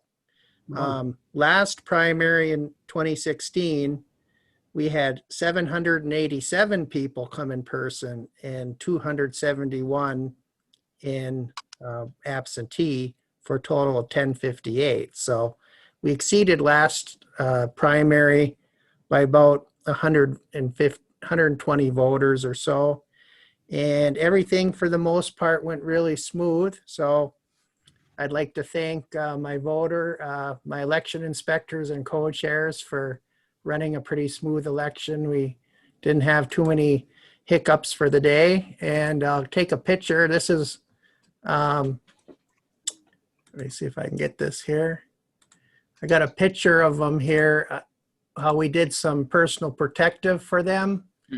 We had one of our building and ground staff construct these, you can see these plastic barriers. So the folks had masks on and our workers had masks and PPE. So we were separated from a lot of the voters coming in, and it worked out pretty well for us. And this is, we had a station here with the voting machine. So it went really well, and hopefully it goes well in November. For the folks that sent the absentees applications in, we will get ballots for probably November and probably the middle of September to the end part of September. And we will get those out as soon as we get them. And it should be a little bit quicker because we already have your application for November. So it's just a matter of putting them in the envelopes and sending them. So there's a little bit of processing, but not quite as bad as it was for this time. And that's about it on the elections. The county, I don't want to say any results. If you want to go to the results, you can go to the county website and they have all the results there. That's all I have. Pete? Randy, I'd like to thank Randy Vitari for doing such a great job on this and getting everything organized, because this year is different than any other year because of the personal protection and that. So I just want to say thank you, Randy. You're welcome. Everything went quite well considering we only had one gentleman that didn't want to wear a mask and he was in and out very quick. So. Well, you didn't have to. That's right. The bag over him and go. Okay, any other announcements to share? One more time, Lynn, for Sure. announcements. On August 13th, coming up, scrap tire collection at the Marquette site. It's at the end of Pioneer Road. You know, we've had, tires in the woods there. We tires in water, but we have a collection coming up on August 13th. You just take them out to the Pioneer Road, the end of the road where the old dumps was, and they'll accept them. So there's no reason to leave them in your garage or throw them in the woods or anything like that. So What time is that? All day or? let me look at my calendar. While Pete's looking up, tomorrow is the household hazardous at the same location from 3 to 7. Sure, can't find me. Oh, there it is. Let's see. So the only thing they don't take at the household hazardous is latex paint. Okay, 3 to 7. same thing then. 3 to 7. Okay. That's scrap tire collection. Do they need to be township residents? They need an ID? Do they need anything? Countywide. Countywide. Good deal. Okay.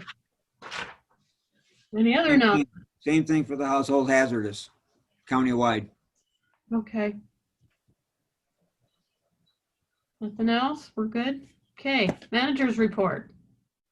Right. The first thing is the project that you just approved the statement of intent for is an important project. Jason's absolutely right. Drainage is our #1 problem in the township. The only issue that I had to bring up is the first two things that have to be addressed on these kinds of projects is #1, jurisdiction, whether or not we have jurisdiction, and #2, is it something that we can legitimately spend money on? We cannot spend money on private property. We've run through this before with individual homes that were flooding, as Pete mentioned. The last 2 years with the major floods, individual homes, we could not participate in the restoration or in the solution. So that's why I raised the question. Past that now. You have a written report. It's pretty much just an update on where we are with the COVID-19. The governor, again, today adopted a new executive order. As far as I know, it does not impact us. It's more in line with enforcement of the masks. There was an executive directive that ordered all of the state agencies to be enforcement agencies for the mask issue, which I believe now falls to the state police for enforcement. But we'll see where that goes. Licensing and everything else is impacted. Christmas tree lighting, Pete mentioned that already. We are still planning that for November 24th. We think we have enough options in place that we'll be able to pull it off regardless of what the state of executive order is, unless she goes below 100 again. And we're anticipating something to happen before Labor Day that will possibly put us below that 100 again. We'll see where that goes. With regard to the budget, we are heavily in the budget process. John and I are trying to get the budget to you before your next board meeting on the 14th. As it sits today, we have in the fund balance, the unassigned fund balance of the general fund, $771.8 $772,000 round numbers. Of that, maintaining 3 to 4 months of operating revenue in this COVID environment will absorb 400 to 500,000 of that. On top of that, we have each month, we have between $100,000 and $185,000 of external bills. You saw 185 tonight. So what I'm getting at is we're getting down to being very, very low in terms of what's available in the general fund balance for tax tribunal settlements. We have Walmart has now filed. That will be a 3-year return of property taxes if they prevail, and if they're on the same basis as has been, if they're dropped down to about $26 a square foot. Same thing with Meyer. Meyer will be a 1-year return of property taxes, but again, if they're dropped down to that $25 a square foot or 26. The 2 Otavero properties, I'm not sure what they would be. Peak Fitness and the America Mall. If they're dropped down, I have no idea what they would be dropped to, but they would be both entitled to 3 years of reimbursement. So we're getting very, very tight. John and I are talking about the budget right now. As it sits, I have not gotten good revenue numbers coming in. We don't know from the state yet what revenue sharing is going to look at. They had predicted about a $40,000 reduction in revenue sharing early on in June. We don't know where that's at right now. There is still a bill pending or discussion of a bill pending to defer the payment of property taxes into 2021, which means beginning of the year we don't have revenue. So that's why the 3 to 4 months becomes important in terms of reserve funds. We have to keep operating. So just giving you a heads up, 22 or 21 is going to be extremely tight. And we'll see where that's going to go. With regard to township facilities, Pete had mentioned that we did do work on the tennis courts, building and grounds pressure washed the tennis courts and then sealed the cracks. We think that's going to hold up pretty well. It's a test basically to see where that's going. We are installing on the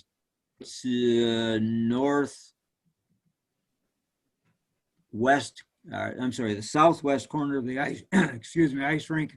We're extending the netting for safety there because the neighbors are complaining about pucks and balls getting in their yard again. Excuse me. And not COVID. I guess that's it, unless you have questions. Sorry. Go ahead, Rick. Not a question, but a comment. I did talk to the manager today, and I will bring up again what I've said probably 2 years ago. We knew this day was coming with the tax tribunal, and we might have to be pretty lean on recreation and other things. And is it the time for the residents to absorb a small millage for recreation? And our timeline for getting that to the November ballot is August 11th at 4 p.m.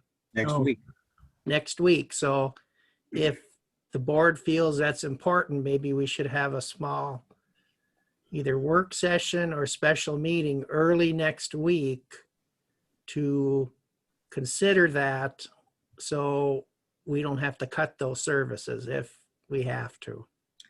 Well, I am putting together a list for the board for consideration in the budget process, a list of options that you have for balancing the budget separately. We've been in this building now almost 7 years. Same thing for the fire department across the street. We both just had failures in the heating and ventilating and air conditioning that we had to have people come in to repair. It was about $1,200 each to have those repairs done.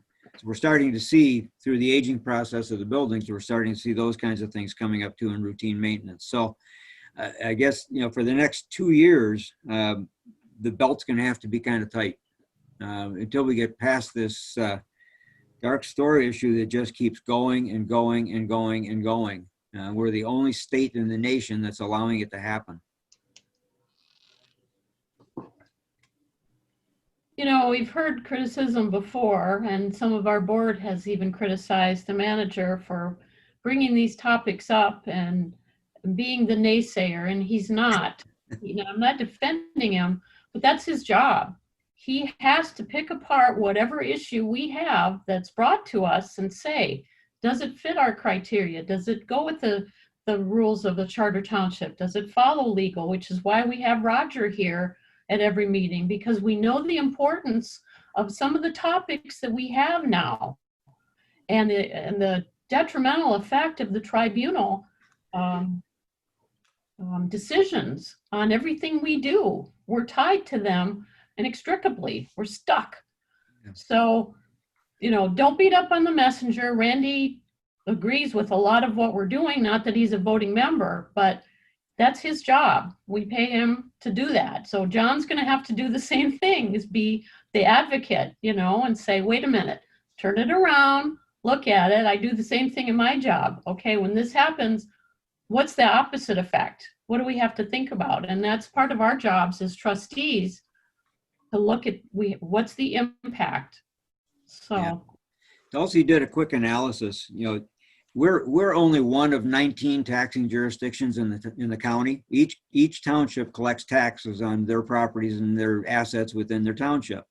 Us alone, just in what we collect and pass along to the tax receiving entities, since dark stores started, $54 million in revenue just from us did not get distributed in Marquette County.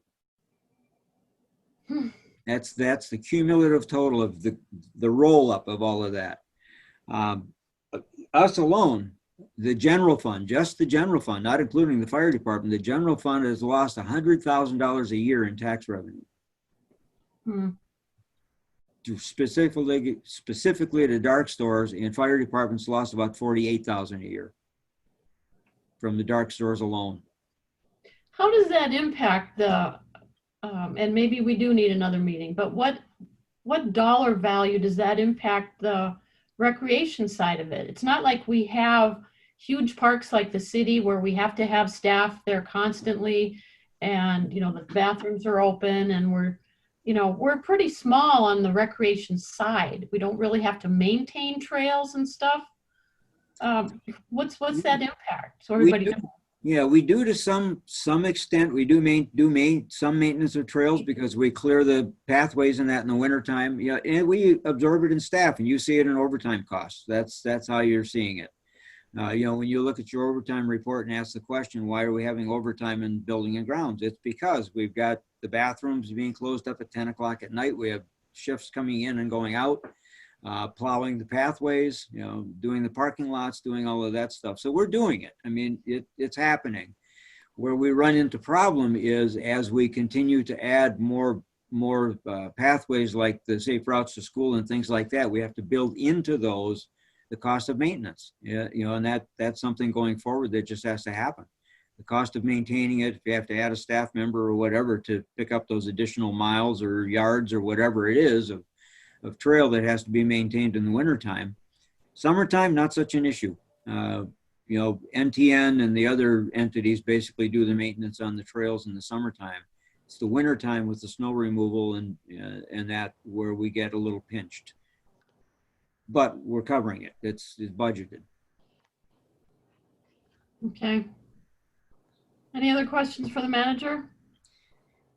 The only other thing is I did attach to the manager's report a copy of the return to work process that we've developed. If and when we ever do come back from remote work, which is right now not going to be until the end of August, we have our protocols in place and our procedures in place. Earlier tonight, there was a question about what happens, what about quarantine when people come back from out of the area? The health department is recommending that anybody who's outside of the UP, when they come back, to self-quarantine for at least that first 4 to 5 days to see if any symptoms develop. The city of Marquette was a little more stringent. They have taken a position that if any city employee leaves the state, they will be quarantined for 14 days before they come back to work, period, whether they show symptoms or not. So they've taken a much more strict approach to it. In fact, the city manager just did that. He was on vacation out of state. He's been on quarantine for 2 weeks at home. No symptoms, but he still has to sit home for 2 weeks. We do have in our, if you read through it, you'll see that we have a protocol along the same lines where, when we come back inside for work, we'll be doing the temperature screening. We'll be asking the questions. Have you done X, Y, or Z? Have you been X, Y, or Z? And if they're, in fact, we've had 2 staff members that I've sent home because they said they weren't feeling well and thought they might have a fever. And we sent them home until they were tested and spent their 3 to 4 days at home. Both building and ground staff at different times. It's easy. We still have a lot of people from out of town in town that are not wearing masks and are not observing social distancing. So, it's hard to tell. But we do have it in place. So if you take a look at that, it's pretty intense and it's pretty thorough, I think. We are supplying masks to anybody that comes into the building. We have them at the entrance, and everybody's been issued N95s here in the office. So I think we're in pretty good shape so far. Okay, Dan? What happens to these staff members if they have to take 4, 7, 10, 14 days off? What do they do for their wages? They're paid. They're paid. Yep. One of the executive orders basically says that they cannot be penalized if they're suspected as being COVID. So they're just on payroll. Can't terminate. You can't discipline. You can't do anything. They're basically considered to be working because you send them home. So if they take a week's vacation and go out of state, nope, that's different. If they're on vacation and they come back, then they're paying the price. But if it's somebody that we suspect has been exposed and we send them home, they're on payroll. okay, I can see that. But if you go out on vacation, they're on vacation and come back, they're using their own time. They're on their own time. Okay. Anything else for the manager? Okay. Hopefully we'll have some better information when Dulcie gets the rest of her numbers pulled together. It's just there's so much going on right now behind the scenes in Lansing and at the federal level that we're just not certain of what our revenue stream is going to be coming in. So we'll get you a very preliminary budget. Actually, by statute, you don't need to have it until September 2nd. But we want to get it to you for your next meeting if we can. Do you guys feel the need to have a meeting next week, whether it's a work session, special meeting, budget preliminary? Go ahead, Dave. I would think, and with retirees' comments about the millage, I would think we'd have one on about the 10th, which is Monday. I know that language for a millage is pretty easy to work up. You pretty much got a format of that, don't you, Randy? Me and Roger could probably put something together fairly quick because it's a matter not of very... the board sitting down and talking about if they want to consider it or what amount they want to consider for a millage.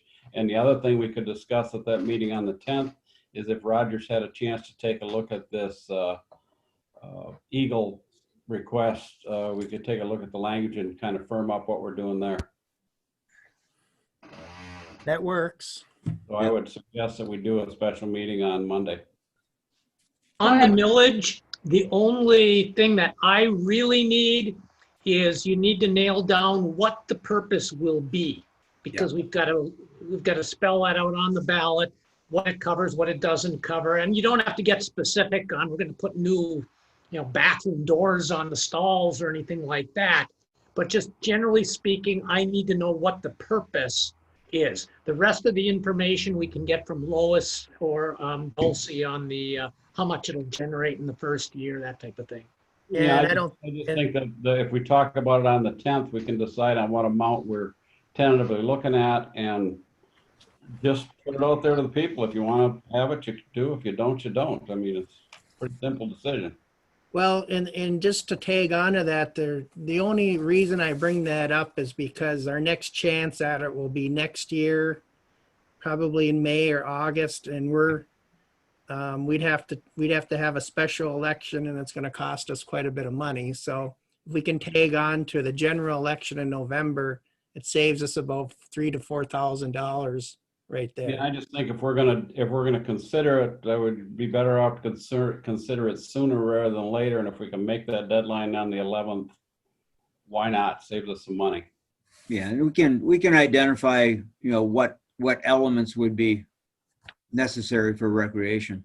And it doesn't have to be much, just to cover a little bit, because like I said, we're getting to the point now where the shortfalls are not, and we're not making it for rec. Yeah. for Well, rec- it would be summer and winter. It would be the summer operations and the winter operations as well, clearing the pathways, the ice rink, things such as that. I just think it's time, if the residents want to continue to have those amenities, it's maybe time to pony up a little bit.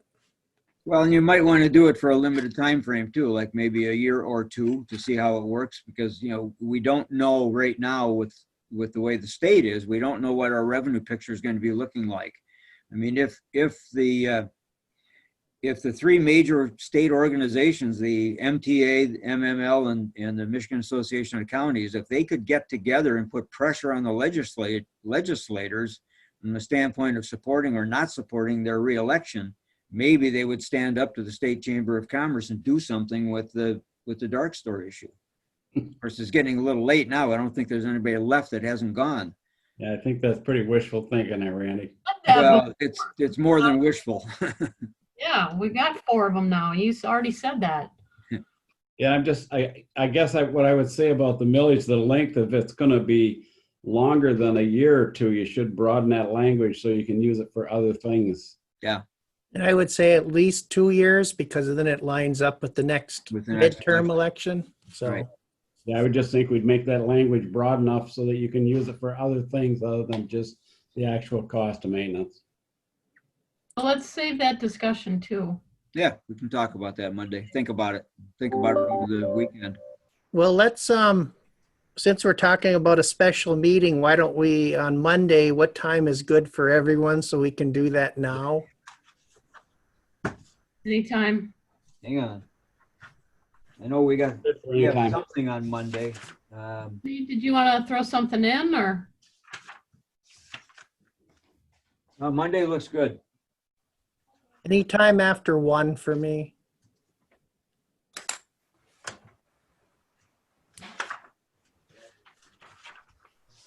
I'm good.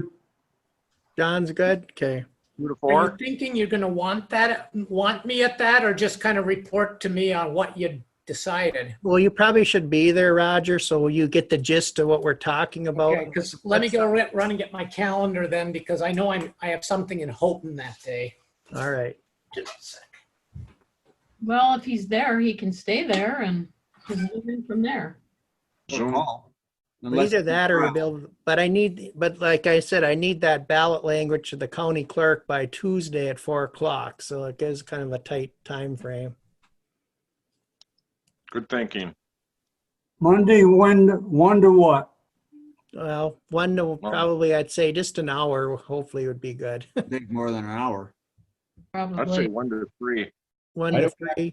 I'll just put 1 o'clock. No open. I'll be open. Okay. See what Roger says.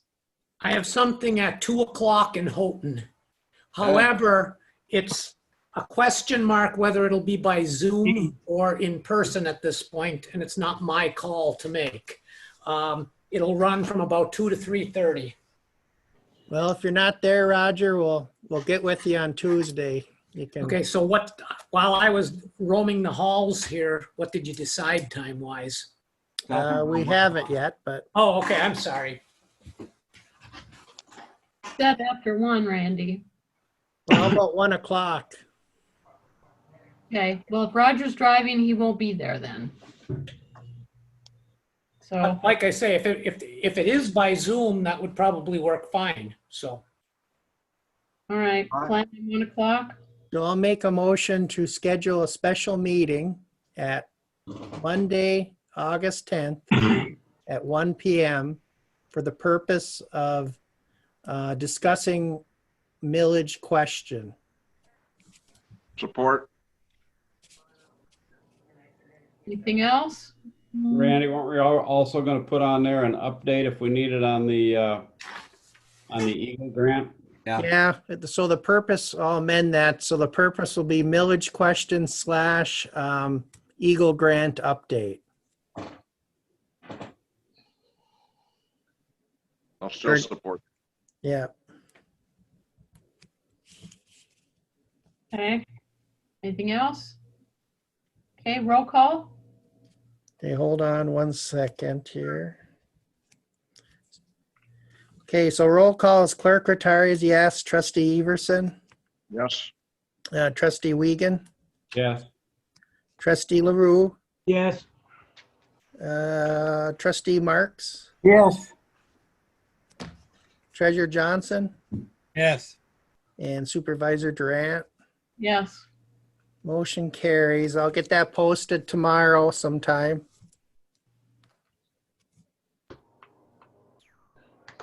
Are we under the gun so much that we, now that we've already done this, that we should have done it maybe for Friday? No, Tuesday's fine, or Monday's fine. Okay. The millage questions, like I said, aren't really a big issue to write for Roger. Not for me, but for Roger. Has such confidence. You spoil us, Roger. No problem, man. Okey-doke. Well, if Roger's driving, he might be able to get us on his phone. You don't want much, do you? All right, you want to review motions? Okay, there was 5 tonight, including the last one. So the first one was to approve the consent agenda as presented. That was approved. Second motion of the evening was to approve the agenda as presented, and that was approved. Third motion was to approve the additional curbside recycling trucking cost, and that was approved. The fourth motion was to approve the notice of intent for the non-point source program with the $5,000 commitment from the township pending legal review on township obligations and spending restrictions. And that was approved. And the fifth motion was to schedule a special meeting for the purpose of millage question slash update on the non-point source program grant. And that was approved. Okay. All right, so for right now, the only future agenda items are the Planning Commission recommendation that I'm going to provide.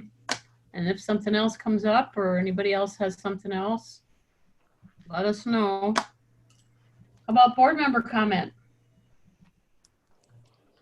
Somebody must have something to say. Good meeting. I was just going to say, we got to talk to Mike Springer and Jason and tell them no more. We can't afford them. They're great ideas, but You can't afford not to do some of these jobs. I know. They're all great ideas. Well, We don't have it. no, it's not so much that. It's the decision of what's more important. I mean, you always have the ability to go back into the budget and make a determination that something is more important than something else, and you transfer the funding. I mean, that's all I'm getting at is right now, if you want to, if Roger says we can allocate the public dollars to that private property, then you need to determine where that 5,000 is going to come from. That's all. That's all I'm saying. You know what we need to provide though, Randy? We need to have some kind of, and we talked about this years ago, some kind of a running spreadsheet. And I know the budget's in a spreadsheet, but something more timely that the board can look at it and say, oh yeah, we only have $700 left in this fund. So we do that at the Travel Marquette all the time. Every time we have an allotment, it says right at the top, this is how much we have left right now, and these are the expenses you're asked to approve. So if we can have something, at least monthly maybe, that gives us an actual update. Well, you get, Lois puts at your next meeting, the second meeting of the month, Lois gives you the financial report, and at the back of the financial report are your fund balances.